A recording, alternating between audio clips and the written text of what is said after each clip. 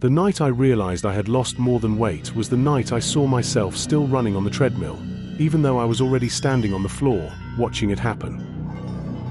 On the security monitor above the front desk, my body kept pounding along the belt, sweat flying, mouth open in a silent scream. But my real feet were flat on the tiles, and my hands were gripping the counter so hard my knuckles had gone white. That wasn't my first night at the midnight gym. It was just the first night I understood what I was really losing. I joined because I hated how I looked in daylight. Mirrors, changing rooms, bright locker room lights on my stomach when I sat down. Everything felt like proof I was stuck as a before picture. One night I saw a flyer at the bus stop taped to the cracked glass. Midnight membership, lose more, pay less. Under that it said, available 12 a.m. to 4 a.m. perfect for night owls and insomniacs. At the bottom, in tiny text, no one leaves without losing something. I thought it was just edgy marketing. That same night, I signed up online. The payment notification hit my phone and my shame told me, now you have to go. The place was called Core Zone 24. In daylight it looked normal. At midnight, the logo dimmed to a pale white glow, and the 24-foot pulsed slowly like a heartbeat. The front windows showed more of my reflection than the street outside, a tired guy in a stretched t-shirt in front of rows of empty machines. Inside, the air was cold. Machines hummed softly, like they were breathing in their sleep. One guy sat behind the front desk, typing without looking up. "Ethan," he said, before I reached him. "Yeah," I answered. "Did I sign in online or something?" He looked up then. "Carmize. Name tag, KYLE. You're our midnight member," he said. "First night's important. You're our only check-in." Behind me, the door closed with a heavy metallic clunk. It sounded a lot more like a lock than a welcome. "That's safe." I tried to joke. Like, fire code safe. Kyle gave me a thin, no-teeth smile. "You want to lose weight?" he asked, "or argue about regulations?" He slid a tablet toward me. I didn't read the endless terms. The highlighted part said, "Sign here to begin loss program." I signed. He handed me a keycard with my name on it. Under my name, one word, loss. "Step on the scale," Kyle said. "We see what you're carrying." I braced for a number I'd hate myself for. Instead, the screen blinked. Mass, accepted. Loss potential, 82%. 82% of what? I asked. "Of you," Kyle said. "That's very high. You'll make great progress." The treadmill started moving before I touched it. My keycard beeped when I set it on the console. The display changed. Session started. Loss, 0%. "Just walk," Kyle said from the desk. "We'll take care of the rest." The gym was totally silent.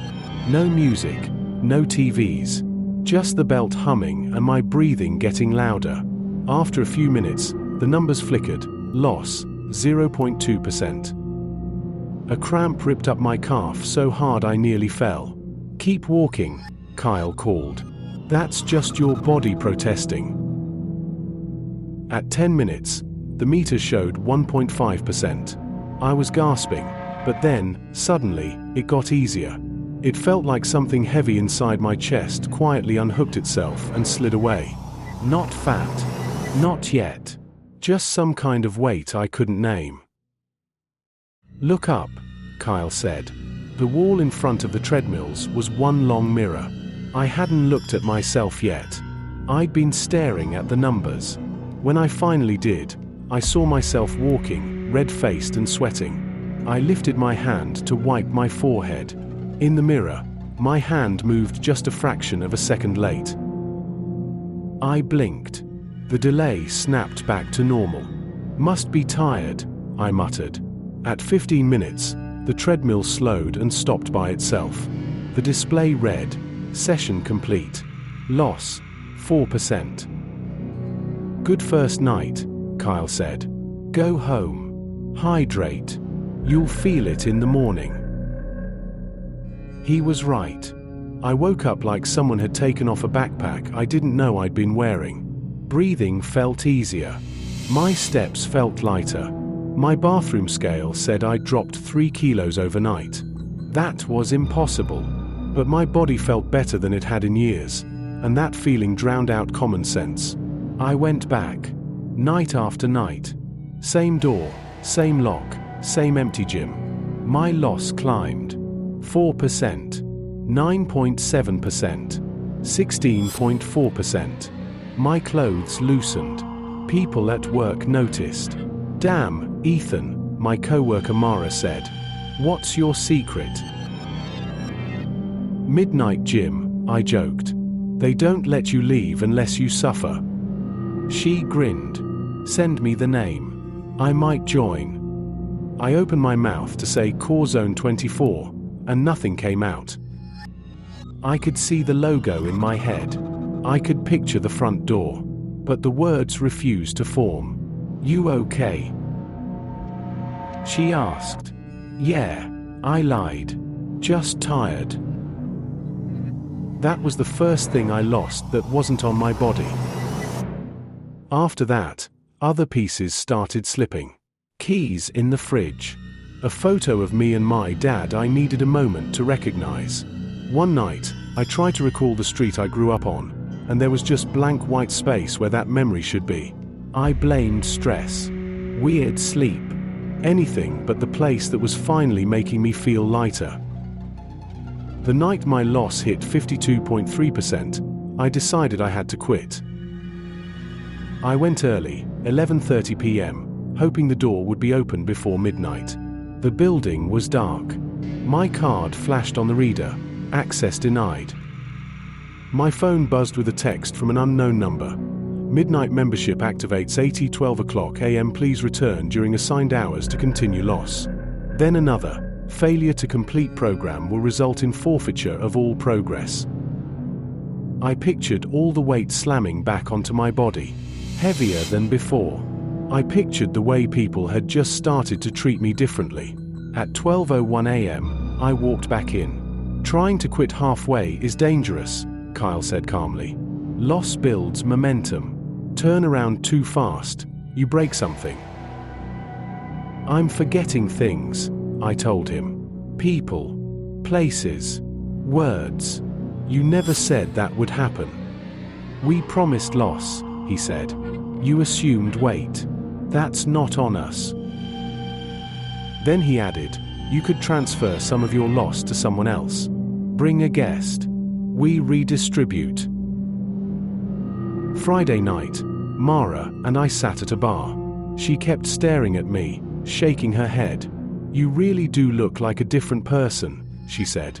"Still feel heavy inside," I admitted. "Then keep going," she said. "You deserve to feel comfortable in your body. Whatever it takes." Those words sounded exactly like something the flyer would say. "My gym has a midnight deal," I told her. "No crowds. I get a guest pass. I'll stay the whole time, show you how it works." Her eyes lit up. "You'd stay?" She asked. "Like, really stay?" "Yeah," I said. "Of course." The sign outside pulsed when we arrived. In the glass, my reflection was sharp. Hers looked just a shade lighter, like someone had quietly turned her opacity down. Inside, lights and machines woke up in a ripple. Kyle smiled when he saw her. "Guest," he said. "Perfect." He handed her the tablet. "Sign to begin loss." "What exactly am I losing?" She asked. "Things you don't want to carry," he said. "Fat, guilt, time. We're very generous." She laughed softly. "Sounds like a cult. Aren't all gyms?" He replied. She signed. My keycard buzzed in my pocket. The display read, "Transfer option available. Assign loss." Yes, no. Down the hall, a locker slammed. Mara was changing. "Just 20%, Kyle murmured. "Enough to finish you. Enough to start her." I stared at the prompt. My thumb shook, then pressed yes. We watched her step onto the scale. Mass, accepted. Loss potential, 83%. New lines appeared. Inherited loss, plus 20%. Total loss capacity, 103%. What does that mean? She whispered. "It means you're special," Kyle said. The treadmills roared to life. Belts spinning fast. Only 2 bodies in the real room. But in the mirror, every single machine was full. Copies of me. Copies of her. Strangers I'd never seen. Every reflection wore a card that read, "Loss, 100%.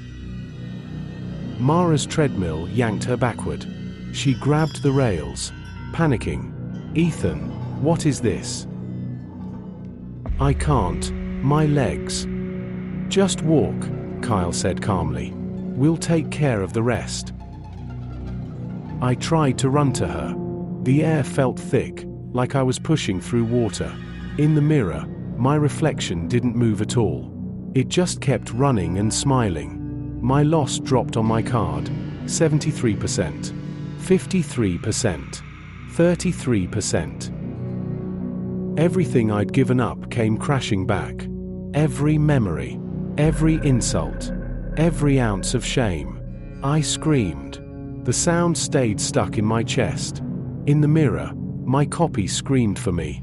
Mara's loss meter jumped. 20%. 47%. 81.9%. Her face blurred, like someone was rubbing her out of the world. She looked at me and mouthed one word, "Please." I lunged. In the mirror, I caught her.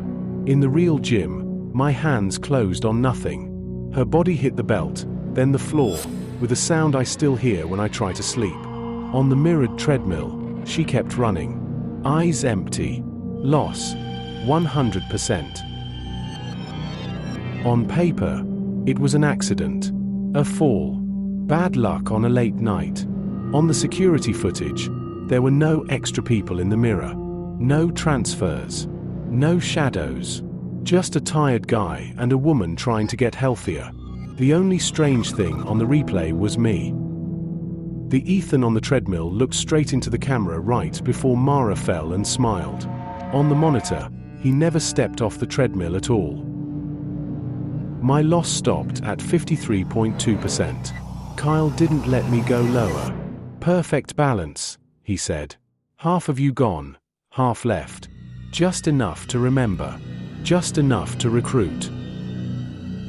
He gave me a new card. No name. Just one word. Trainer.